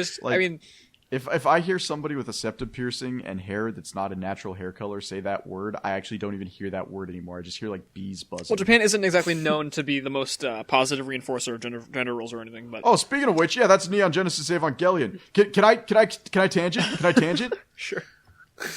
Weebs are horrible human beings. All right, I've spent almost 25 years of my life skirting Neon Genesis Evangelion. And finally, I snapped. I finally snapped, and I sat down with my wife, and we've been watching it. And we've made it through the first half of the show. The first season is over. We're on the part where things get like weirdly Oedipus complexy. Nice. It is phenomenal. If nothing else, Wow. the fact that this anime shows character personalities not through how they talk to each other, but through their body language as they're acting. Hey, you know what that is? Hey, phenomenal. Moth, you know what that is? This is like one of the few animes I've seen, and this came out in 1995, that actually gave a rat's patootie about camera angles and about color palettes and about the way you show like what's in focus in frame in an anime. Yeah. Like, It's good. The work that Gainax did here, and honestly, it has one of my favorite fight scenes in all of animation history, and it is literally a minute long. Which one's that? I'm getting tingles. Moth is like he's it's good takes. I'm shivering. I'm like, wow. The this is fight so scene good. where Asuka and Shinji duo a Sounds splitting great. angel. That is a phenomenon. And here's the thing: I didn't watch this for years because this is what I understood Neon Genesis Evangelion as. It was a wimpy, pathetic boy, which Shinji absolutely isn't. He is a very complex character. So everybody being like, Wow. "Oh, How are you Shinji's a smarter little than like girl." 90% of the people in Discord right now? Shinji's so pathetic. If I was him, I'd be like tapping Misato, I'd be tapping Asuka, I'd be tapping my mom's clone, I'd be tapping my dad. Like, all these people like that have these opinions. Like, it's just so wrong. And I've had this poisoned opinion of Neon Genesis Evangelion because a bunch of people who should be on a sex offender registry have argued for years over which mentally deficient 14-year-old is better to have sex with. For the record, it is Asuka. No, it's neither of them. It's the doctor. Okay. Akagi or Agaki. You need to. whatever her name is. Moth. You need to finish the show before you say anything positive about any adult character. That's true. I like True. Akagi. She's voice acted by Nico Robin's voice actor, which immediately puts her at the top of my list. What kills me is she's also, I believe, the original voice actor for Washu from Tenchi Muyo. So it's like, damn, this woman's got everything. Also, I can't say anything. You just need to finish it. Yeah. And make sure, okay, the last 2 episodes, Moth, I think you're going to get to them and you might check out a little bit. But Yeah, like actually. get through the last 2 episodes and then watch End of Evangelion, because End of Evangelion... Yeah, I was told the other 2 movies don't matter. Only watch the end of Evangelion. yeah, pretty much. End of Evangelion is literally... so the last 2 episodes of the anime are like basically inside of Shinji's head. Yeah, we ran out of budget, guys. Let's go. It's Actually, actually... no, they look really like, good. It's there's actually some really cool segments in it. It's more conceptual, but the End of Evangelion is literally what actually happens in those last 2 episodes. Yeah. Even so much that like there's it starts with episode 24 as like the first thing it says. Yeah, and the movie's definitely important. It actually is the ending. The anime doesn't have like the proper ending to it, so It is the end of Evangelion. Yeah, okay. And it's just I've been so frustrated because other than being and once again I hate using this word, other than being deeply misogynistic, Neon Genesis Evangelion is really a perfect anime. I wouldn't say it's misogynistic necessarily. I mean, there's a lot of strong female characters in that show. What's misogynistic? Misato hauls ass all the time and then consistently gets like sexually like objectified by Kaji or whatever his name is. I mean, that's more of like a relationship they have with each other. It's not really objectification. But like, Yeah. but you have these really good female characters, and at the end of the day, Misato's never going to be in charge of the project, even though she literally does everything. She's super strong character No. though. It doesn't be like in She's charge of everything. Well, no, but it's the thing that like the women have the glass ceiling. You see the women doing all the work, and yet they're never in charge. I mean, Moth is getting radicalized. it seems less like so it seems like a quickly. misogynist thing and more like a critique of power structures. But Yeah, sure, and that's fair. And it's frustrating because like literally this show, like nothing would have happened if not for Misato. Like Yeah. Ikari could take a back seat. The dude didn't do anything so far. Misato makes my pee hard. and Same. Misato's great. Like she's a phenomenal character. Yes. In fact, a lot of the adult characters are way more interesting than the children. You're probably enjoying the show Like, more than I did. I think the show's great. I think it's like a really solid show. I didn't love it though. I wish we could have somehow delayed the Evangelion episode to after Moth finishes it. We can do another one. Because that would have been so good. Yeah, I didn't have anything to talk about. And I could rewatch at least like the important parts again, and then we can like have another talk. I have really been enjoying it. I absolutely loved the episode with the splitting angel. That one's great. That has got to be one of my favorite that one's episodes really in anime. Yeah, I'm curious to see how your opinion kind of shifts or not, for that matter. With the show goes on, because it gets a lot different towards the second half. Here's definitely what I would do. After you finish it, straight up, go back and like listen to our episode on it. Yeah, sure. Okay. That's a good idea. And, it's not that long. It's like and 45 the minutes. It's like an hour. Yeah, let's see. The only thing that truly bugs me about it is the fact that I'm watching it on Netflix, and the Netflix version apparently did cut content. Did it? Like, cut entire sections of the show. Really? Okay, it didn't so much cut like entire sections, but like it does, and I don't think this exists in this sub. So if you're watching in Japanese, I think you actually are getting the original audio. But like they like Fly Me to the Moon is a big part There of the is show. actually a Chrome extension you can get that will replace it with Fly Me to the Moon. So no, it's not just the ending.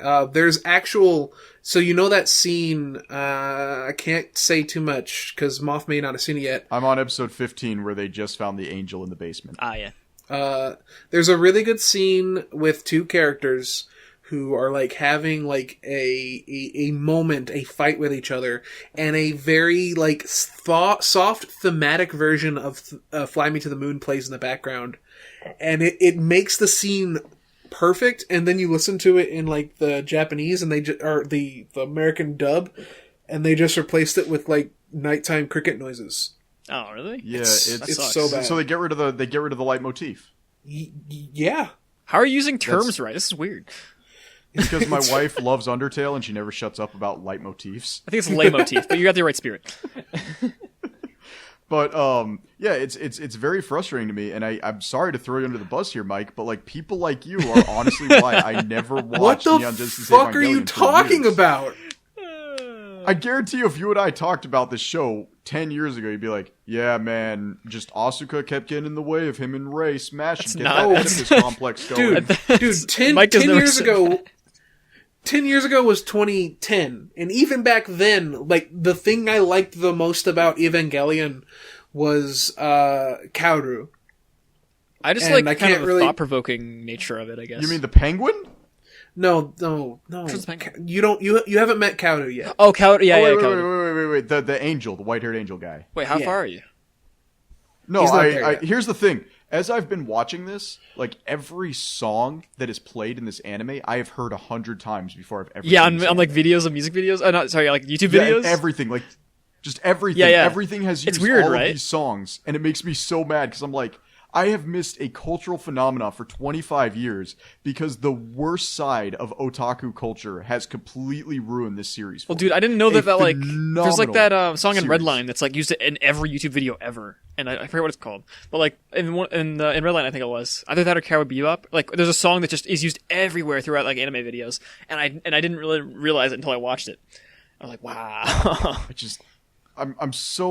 You have no idea how angry I am right now. Like, okay, here's the deal. I'm angry for you. For the past easily 15 years, I've been upset at the level of discourse around Evangelion. Because it's about Asuka and Rey, which it's not only that. If I'm going to but also it's about like discuss it, people like discrediting Shinji's character and stuff too. Yeah. Here's the thing. I mean, I think psychologically I would have responded to things differently than Shinji, and I would have gotten killed. Sure. Yeah. I would have gone balls out and probably run at my opponent, and I would have tried to fight the angel, and I would have messed up, and I would have died. Like, Shinji is one of the most like well-written characters I've ever like seen ever. I have to agree, and even though I absolutely despise him, I agree. I completely agree. Yeah, it's fine. And that's like the entire show, like, okay, so you're not all the way through, but like the biggest meme in Evangelion is get in the robot Shinji, and literally that only happens once at the beginning, and every other time he's begging to get into the robot to save people. Yeah. He's like, I need to do it or else somebody else is going to suffer. And it's like, the fact that he is that selfless, despite the fact that he hates it. Every time he's in that robot, he hates it. Pretty much like, yeah, there's like maybe 2 times total where he refuses to do something. Moth, you're about to get into the best episodes, because like the level of how much he hates it is about to increase, and then again double. Yeah. So it's I like I said, I really like Neon Genesis Evangelion, and I'm very frustrated that weebs for decades have done this for me. I think the biggest thing.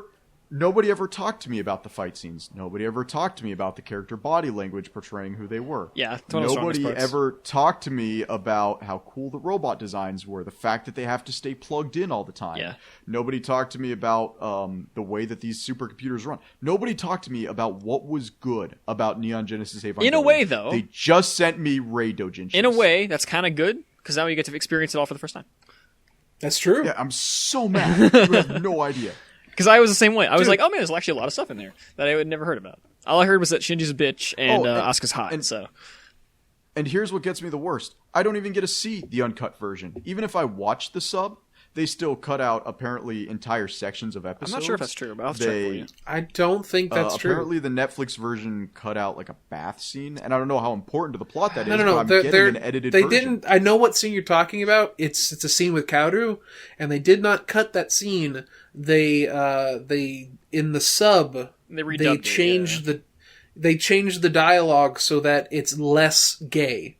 Which makes no sense to me with Netflix. Absolutely zero. Yeah, it's pretty inherently like, Netflix gay. has no problem promoting map culture, and yet having 2 guys talk in a bathhouse is not okay. So basically, whenever you get to the scene in the bath, Kaoru will say to Shinji, and I'm just going to tell you what it is, because you're not going to see it. He says, "I love you," and in that moment is the first time anyone has ever told Shinji that they love him and mean it. So just have that in your head, so when you see the scene and he's like, basically like they change it to, "You're a swell pal." It's really bad. Isn't it like you're worthy of my grace? Yeah, it's something dumb like that. Like the actual thing is he's and the reason why Shinji ends up like caring is because it's the first time anyone has selflessly like cared about him, and it's perfect. Yeah, so I'm sorry. I know I went off on a tangent. I shouldn't have. No, that was great. On the docket this week, but like, you have no idea the frustration I feel with every episode I watch and how much more I get invested. That's great. Yeah, no, finish it up. We'll talk about it again. I'm so happy right now. I'm pissed as hell, and Mike is happy. You're wondering what to get me for my birthday? This was it. You don't want the visual novel? Oh, we'll talk about that later. Hey, Mike, we watched something this weekend. How many years have come? Did he just shoot Mike? Well, before we talk about what we watched, I want to talk about some motherfucking Tatsuki Fujimoto manga, boy. Woo! My man over here, my froggy boy, he read 2 manga that are 2 of my favorite manga of all time. And we'll start with Chainsaw Man, boy. Tell me about Chainsaw Man, so boy. I read Chainsaw Man, I want to say, maybe not a year ago, but a while back, right? I started Chainsaw Man back when it had maybe 40 chapters. It's got about 72 now. I think 72 exactly at the time of recording. So I read up to all the way to caught up this time. I actually started from the beginning again to make sure I was refreshed in memory because it's been a while. I also made a Twitter post about this, I believe. I'm not sure if you saw that one. I updated my Twitter thread. I'm making a Twitter thread about manga right now just to keep my thoughts in order because I'm an ADHD little idiot. So yeah, Chainsaw Man. I mean, it's weird because this is it feels really weird to be in Shonen Jump because it's a Shonen Jump, right? Mm-hmm. Yeah. So Shonen Jump series, when you see a Shonen Jump series, you think of One Piece or whatever, or like your Dragon Balls, or even like your Promised Neverland, or your like MHAs, or even like your Dr. Stones, which are and a lot of the series are great, right? Like I actually love Dr. Stone. I like Promised Neverland, even though Mike doesn't like those specific things. But there's a kind of an energy to it. Like, I'm sure Moth knows what I'm talking about. The shonen kind of... We were talking about it earlier, actually. Shonen are kind of happy-go-lucky, can have cool, intense, and emotional moments, but overall have a kind of cool and gentle atmosphere.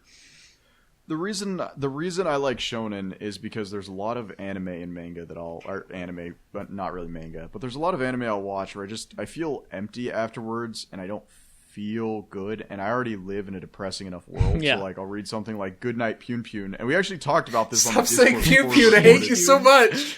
I think one day by mistake I bought Goodnight Pune Pune because I thought it was a comedy. And I bought I Am Hero, and I read them both, the first omnibus of both of them in the same night, and that night was the first time in a long time I actually considered killing myself.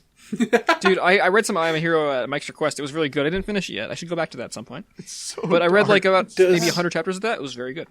Very dark though. Yeah. Does the first volume end with the domestic violence? Yes, and I think Nice. the second volume ends with his girlfriend becoming a child prostitute. It just goes downhill. Pun Pun is a ride, and everyone should buy a ticket. It is the worst. Do not buy a ticket. Do not. It is just his mother tries to kill herself. It has the best message at the end, though. You should. It's not worth it. That's you have to crawl through a bunch of broken glass, dude. But by the end of Pun Pun has become a murderer and a fugitive. And no, but that's the thing. That's it's telling so somebody fucking crazy. Hey, if you crawl through this mile of broken glass, I'll give you a glass of water at the end. And that's no, this is dumb. I can go get a glass of water. No, fuck you. That glass of water after walking on that mile of broken glass will be the most fucking delicious glass of water in your life. Sure, but my feet are ruined. That's kind of the idea, right? You kind of left some scars behind. And some people... We'll talk about depressing manga in a second. Let's wrap it up on Chainsaw. Yeah, we'll get back to depressing manga, believe me. So yeah, but I was saying though, shonen generally have that kind of more upbeat atmosphere, even if they have more darker themes and tones at times, like your Bleaches or whatever. They still aren't. They're not going to be terribly serious or whatever. And I'm not going to say Chainsaw Man is a terribly serious series, but it definitely has a different vibe than your typical kind of shonen, I suppose, right? It has actual themes. I wouldn't say shonen doesn't have themes in general. I guess they're kind of simpler, though, I guess, All the themes in most shonen are all the same. That's why I don't like most shonen. Fair enough.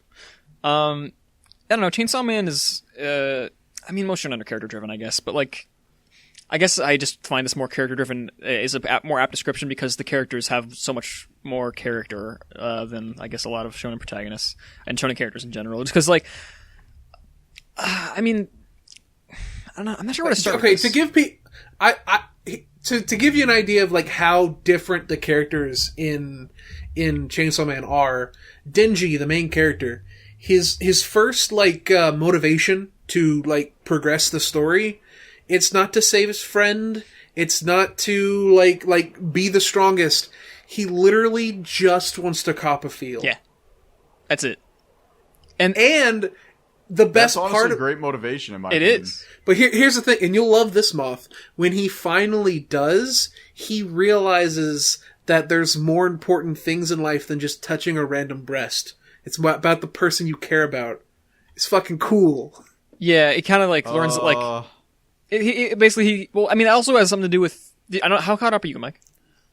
I'm up to date. Oh, are you okay? Because like, that actually comes up a little later, especially now, like the last I think 2 chapters, where there's like when they drop that bomb, you know what I'm saying? Yeah. That bombshell, yeah. where he's actually having trouble feeling a lot of emotions towards a lot of people in general. Only a very couple of specific people he's actually ever like felt strong emotions for, which is interesting. I guess it's kind of an exploration of because Denji is like he has a demon as his heart, who's like it's like his basically the first chapter of this manga is basically like showing Denji, who is basically like enslaved to like a debt of like the Yakuza, I believe. Yeah, his father died, killed himself, and passed his debt onto Denji, Yes. and he's been selling pieces of his body and taking on like demon killing missions to pay off that debt. Yeah, because there's like this is a world where like devils kind of are on Earth, and they and all the devils are based off of like fears that humankind This is have. a really cool thing about the kind of the concept of the world of Chainsaw Man, where the devils are all like they're basically all based on objects and concepts, and they gain more power based on how present they are within the fears of people's minds. So like if you like, I think the example is like there's a tomato demon, and like tomatoes aren't very scary. So it's not a very powerful. Some people are demon. allergic to them, so like. But then there's there's enough people there. One of the most powerful devils in the series though is called the Gun Devil, because how scary is a gun, and how like much fear has been like kind of put through people through media and whatever about guns. So the Gun Devil is incredibly powerful and stuff like that. That's kind of the thing we're dealing with, which is cool. Pieces of the Gun Devil are so strong that they make all other devils stronger. Yeah. And that's not even the strongest demon either. There's other ones.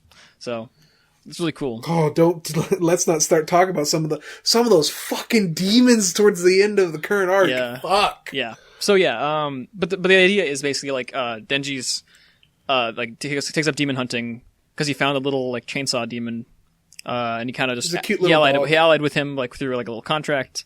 Like it's basically you should read the chapter. But point being, Denji gets himself killed by some zombies, which are like a demon kind, and his chainsaw demon jumps inside his heart and becomes his heart, and now he's a chainsaw like human hybrid thing.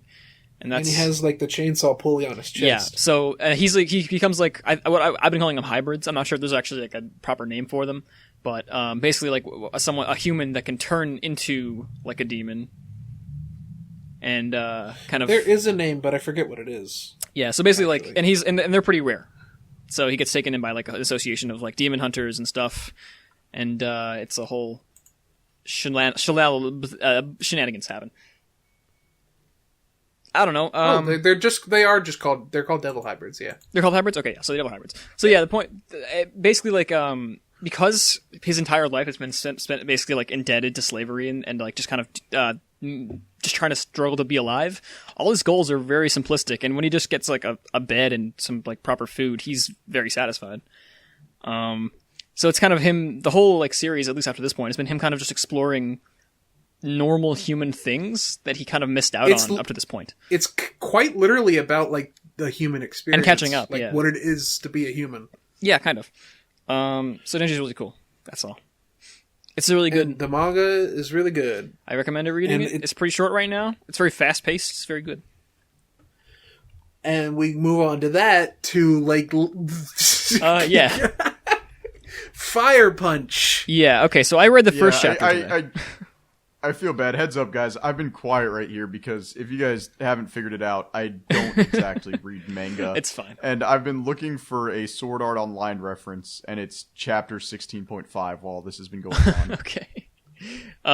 So because can I? Yeah, no, jump in. We take a quick break, and then we'll go back to Fire Punch.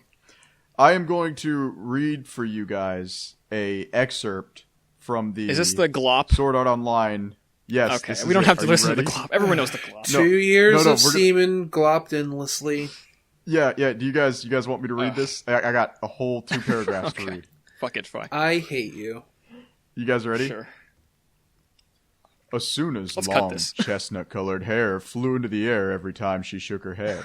Beads of sweat also flew about, turning into light before disappearing. I'm sorry, Kirito. I'm coming. If you're gonna say it this slow, please don't do 2 paragraphs. Okay, sorry. Yeah. Let me speed read this. Asuna threw her body back while drawing out the last part of the sentence as she violently convulsed 2-3 times. Her breasts, which were sticking out front, her dance at the time with emotions. I was in no position to pause and admire the sight. Asuna, with her eyes scrunched close to her teeth, gritted together, looked incredible, cute, yet horribly lewd. And at the same time, as Asuna's vagina gripped my penis tightly, I was once again assaulted with the powerful urge to come. Thinking that I wouldn't be able to resist this time, I instinctively pushed out into Asuna's core with abandon. Grabbing her hips with my hands, I shoved my hard penis in as far as I could before pulling it out. Being suddenly assaulted right after coming, all Asuna could do was frantically writhe about. I took her hand when it was sent towards me, and I linked our fingers together. Every time I stirred Asuna's insides, our overflowing juices would fly about the place as our joining melted endless heat. Amazing! Her bounces breasts as large amounts of sweat flying about. Asuna was letting out delirious, sweet moans from a completely melted look on her face. This is convenient. I was trying so hard. To keep a straight face. This is convenient, because I actually read a Twitter post earlier that was like, in a mocking kind of tone, like in quotation marks, SAO is a cringy harem for 12 to 14-year-olds. And then the pictures are just like bloody scenes in the anime, as if that's like super mature. This honestly looks like one of those Gaia Online chat like role plays that I would do back in the day. So it's just like that's solo ERP. It is. It absolutely is. All right, I'm gonna finish it. I'm ready. You guys ready? Fuck. Are we not done? As I shoved myself into Asuna, I released all the pent-up sensation that I had stretched up to the limits. Asuna! Ah! I could feel my hot sperm gushing deep into Asuna as she trembled with yet another climax. 2 years' worth of semen's made a glopping noise that flowed endlessly into Asuna.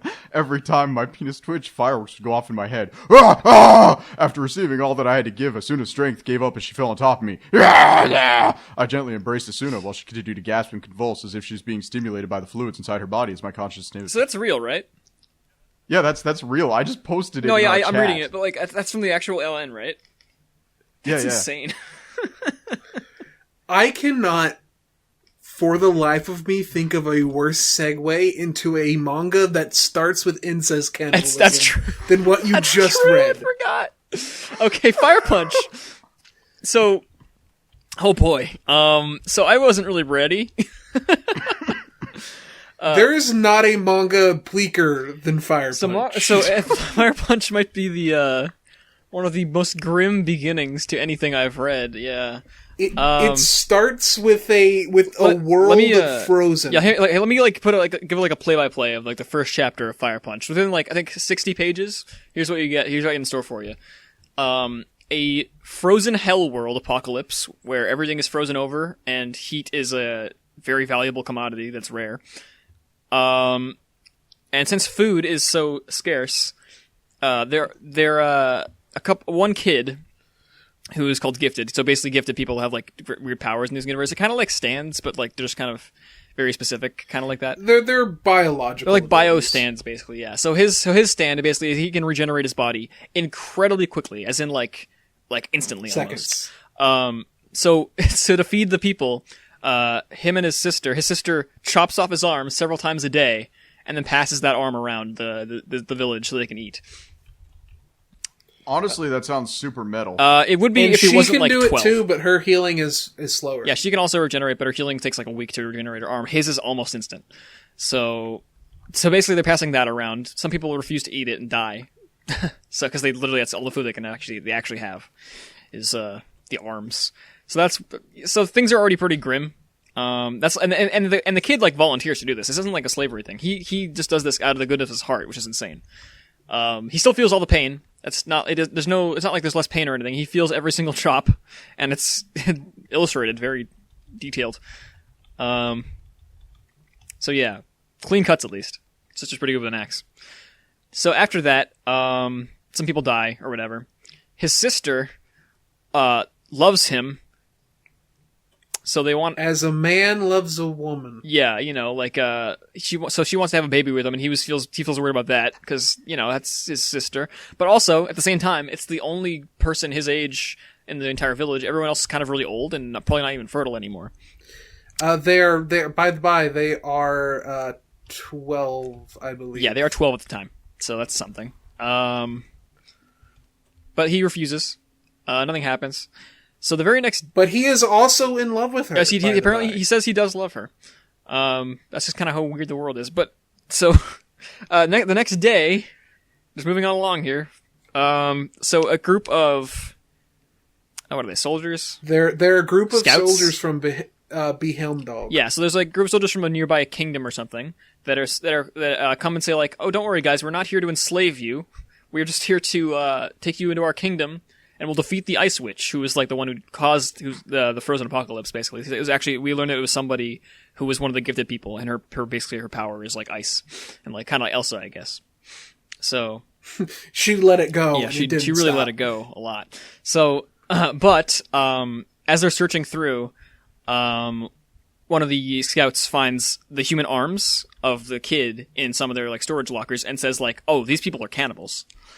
They're like they're beneath human. They are scum.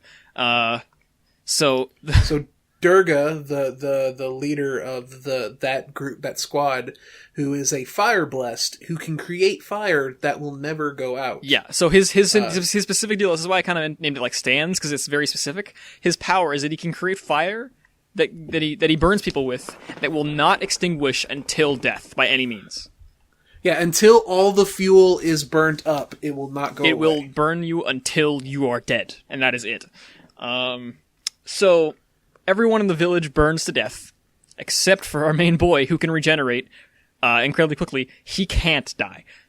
Well, he almost does. So he's on fire. He's on forever. fire, forever. Yeah, that's the entire series.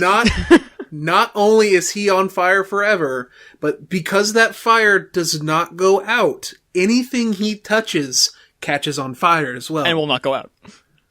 And you didn't mention the fact that while burning alive, he watched his sister, who is also being kept alive by her regeneration, slowly die in front of him. Yeah, because she can't regenerate fast enough to keep it away, so she just has a very slow, pauful death. In front of him, so that's fun. And then we have a montage of the 8 years he spends on fire alone, just sitting there. He literally has to like find a way to control his regeneration so that he can like not even comfortably, just like exist. Because like you got to realize when you're on fire that you can't breathe. Yeah. He spends all this time just like getting to the point where he can stand up without like just falling apart. It's so fucking brutal. Yeah. So the first it's such a cold open too, where the first panel of introducing that is like for the first year, and you're like, oh my fuck. Like the first year, it was all pain. And it's like, oh god, the first year. So yeah, this isn't like a couple days. He spends 8 years barely able to adapt, and eventually being able to get up and walk. For some reason, he's still buff by the end of it. I don't know how that works, but whatever. Well, you gotta think about how like building muscle is literally destroying muscle. That is true. So maybe that's how his body works, is being destroyed and then regenerated, and that's how you build muscle. I guess that makes sense then. But yeah, he comes out super buff, but also constantly on fire, constantly in agonizing pain, but he's just so used to it after 8 straight years of nothing but searing pain that he just has a completely straight face. And he has such a strong control over his like healing ability where he can like partially heal a little bit of himself, just so that like he doesn't look like a fucking fire beast. I haven't gotten there yet. But yeah, Well, like you see how like part of his face is. Well, yeah, he got constantly- he only did his mouth. He was able to basically ward the fire around his mouth so that he could breathe. Mm-hmm. Anyway, that's chapter 1 of 50. I mean, just wait until you get to the the blessed the metaphor for capitalism in which blessed are used for fuel for an empire. It's fucked up. We'll get there. Anyway, so yeah, that's the same author as Chainsaw Man though, and because since I love Chainsaw Man so much, I wanted to go and read it, so I thought I would. It's not what I expected. That's all I'm saying. I once read Sunken Rock and seriously considered cutting my glands open to insert metal. This is like the pieces 5th time into you've my mentioned dick. this. So we will totally talk about Fire Punch again because I've said before I'm working on a script and I'm going to use Frog to help me write it now because I'm so depressed right now after listening to this. the worst part about analyzing Fire Punch is that there's so much to it that like if I did a full analysis of it, it would be like 2 hours long because there's so much deep bullshit in it. And I just want to talk about the Tom Cruise bits, and he hasn't even gotten to the Tom Cruise bits. I'll get there. It's only 50 chapters long. It's not very long, so I'll probably finish it by the week is over. But do me a favor. Tom Cruise comes up twice. When Tom Cruise comes up the first time, mark the chapter for me. Okay. Because I didn't start taking my notes until halfway through. Holy shit. But it's... Oh, it is a rough read. It gets easier to read as you get used to it. Cause like, there's nothing as bleak in Fire Punch, except for maybe the capitalist, labor camps. Other than that, there's nothing as bleak as the first chapter. And if you can get through it, you'll make it, man. It's a ride. But all I'm saying here is that Tatsuki Fujimoto is a writer on par with one. I'm just saying. Moth, you alright, man? I'm just depressed. Alright, we're gonna wrap up. Can we talk about Monster Girl Clinic? What's that?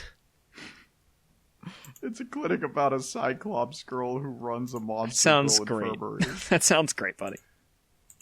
How about... It's not depressing.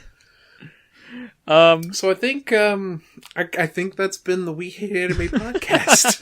The only podcast that causes Moth to want to kill himself more than he causes me to want to. I once read the end of Lovely Complex because the anime left off on a cliffhanger, and she ends up staying with her abusive short boyfriend because she's emotionally retarded. Thanks for watching, everybody. You can follow us on Twitter. You can all comments are the thing. Join the Discord. We're slowly building an actual community. Yeah, it's in there. fun here. It's not super often we talk, but when we have good Mostly conversations, just it's you guys yelling me down for talking about bodybuilding. And interact with us. Send us an email if you want to ask us a question. If you want to talk to us on Twitter, please do. It's all in the description. Just Nicole, guest in the last episode, started out as someone that I happened to follow on Twitter one day, and then she was like, hey, I need a podcast to listen to, and then bang, boom, thing, she's a guest. So, if you're interesting, and you probably aren't, you can be on the podcast. Yeah, especially if you are anybody who animates for Newgrounds. I will absolutely fight both of my co-hosts. I mean, I don't even mind Newgrounds. Unless you're Oni NG, go away. No, please, Oni NG, you can come on. Why would you want to be on a Psychic fucking... Pebbles can come on. Why would you want to be on a fucking anime I would kill podcast? a man to have Stamper come on. I mean, we can have Stamper on, but... Rice Pirate. I love Mick. I have one of his mixed shirts. His JoJo one. Johnny Utah, I don't know too well. Weirdly enough, even though I really appreciate all of his Alright, I'll see you next week, guys. Thank you so much for coming around. Alright, great. Spaz great. Kid. I draw the line at Spaz Cool. Kid. I draw the line at just wanting to just die.